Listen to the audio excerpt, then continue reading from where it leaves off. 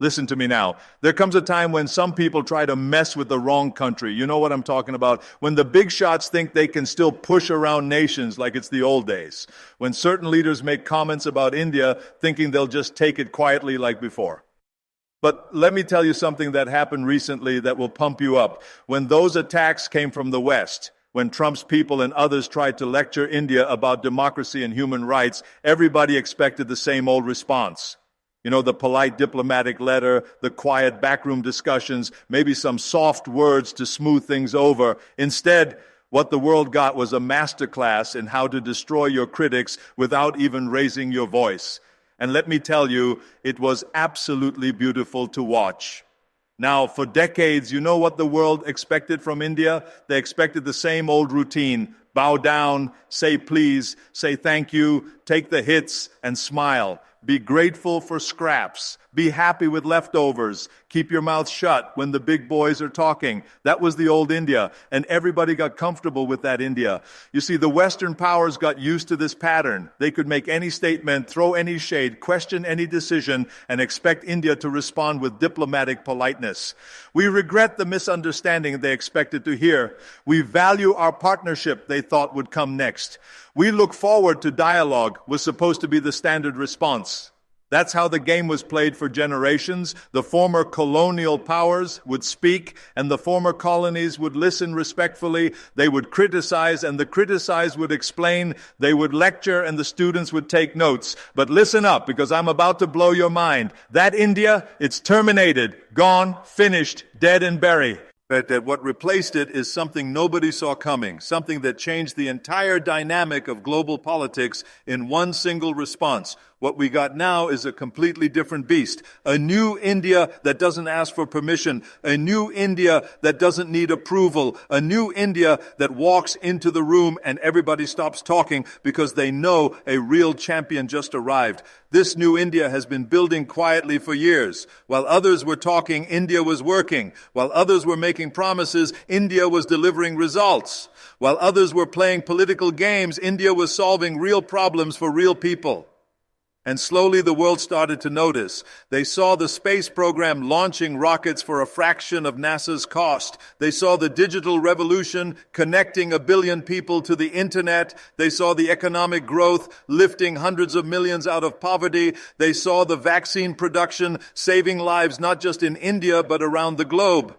But some people, they don't like it when the underdog becomes the champion. They don't like it when the student surpasses the teacher. They don't like it when their comfortable assumptions get challenged by uncomfortable realities. See, when the attacks came from certain Western leaders, when they tried to lecture India about how to run its own house, everybody was waiting for the same old response. They expected India to scramble, to make excuses, to bend over backwards trying to explain itself. That's what they were used to. The critics probably thought they had this figured out. They probably prepared for damage control, for backtracking, for the usual diplomatic dance where India would soften its positions and make compromises to keep everyone happy. They probably expected phone calls from Indian officials asking for private meetings to clarify misunderstandings. They probably expected India to send delegations to explain its perspective quietly, diplomatically, without making waves. They were thinking this would be easy, just like the old days. Apply a little pressure, make some public statements about concerns, and watch India adjust its policies to keep the relationship smooth. But you know what they got instead?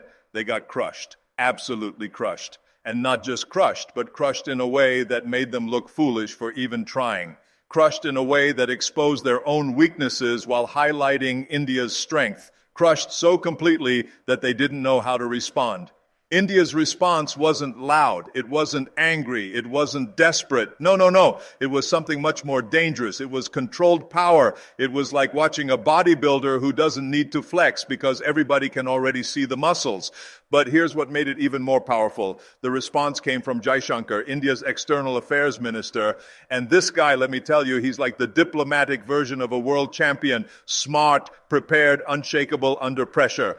When he stepped up to that podium, he didn't come with emotions. He came with facts. He didn't come with anger. He came with intelligence. He didn't come to defend. He came to educate.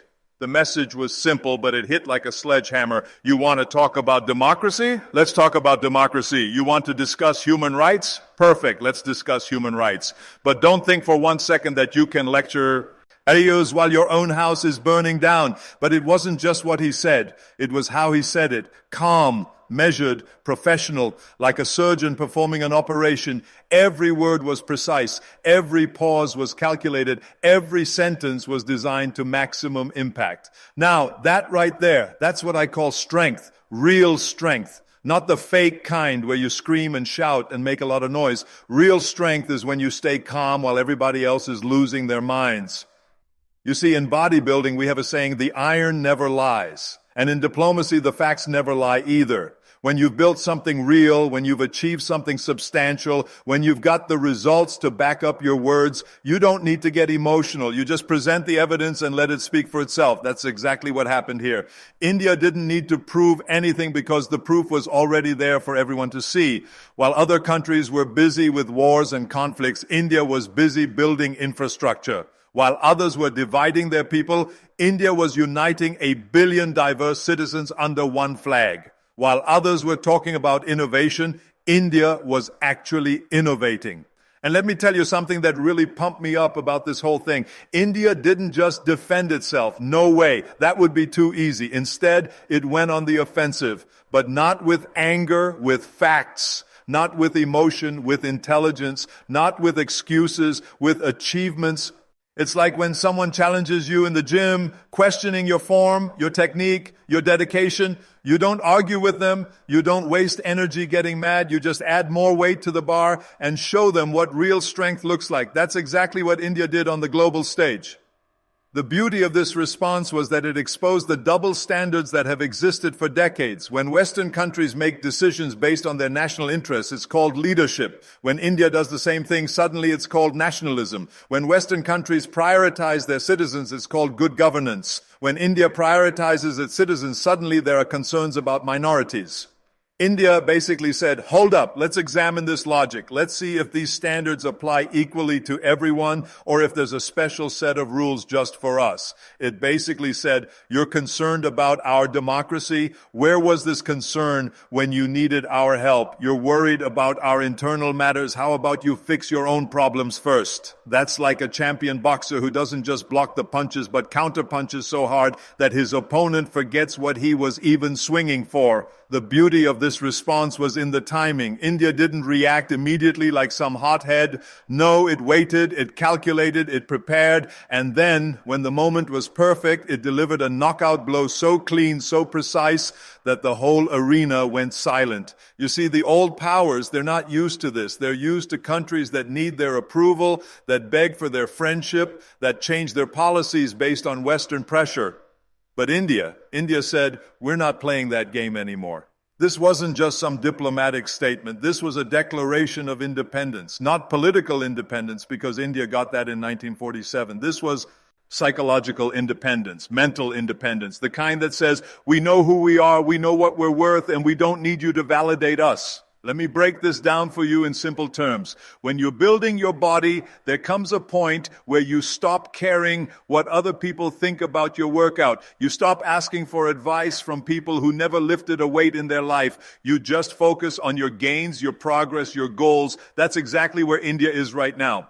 While other countries are still asking, is this okay? Are you happy with us? Did we do good? India is saying, here's what we're doing. You can join us or you can watch from the sidelines. Your choice. And the numbers back it up. While the West was busy talking, India was busy building. Space program, check. Digital revolution, check. Economic growth, check. Lifting millions out of poverty, check. All done without asking permission from anybody. So when the criticism came, when the lecture started, India had receipts. Real receipts. Not promises, not plans, but actual results that you can see, touch, and measure. The response basically said, you want to judge us? Fine. Let's compare report cards. Let's see who's actually getting things done and who's just making noise. And that comparison, my friends, that's what left them speechless. Because when you put the achievements side by side, when you look at the actual progress, the results speak for themselves.